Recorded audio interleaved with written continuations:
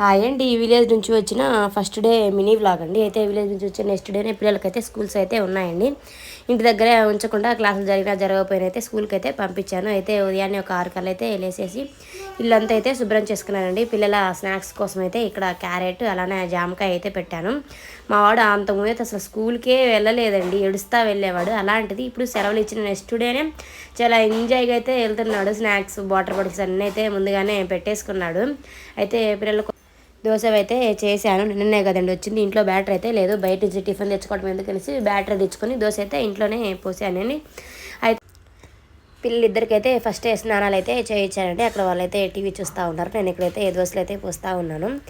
ఇద్దరి కోసమైతే కొంచెం హెల్తీగా ఉండటం కోసమైతే అప్పుడప్పుడు మామూలు దోశలు కాకుండా రాగి దోశలు అలాంటివి కూడా అయితే పోస్తూ ఉంటానండి. ఈరోజు ఇంకా ఫస్ట్ డే కదా వచ్చింది మేము, అందుకే ఏం బ్యాటరీ అయితే అసలు బయట అయితే తెచ్చుకున్నాము. ఇద్దరికైతే పెట్టేశానండి.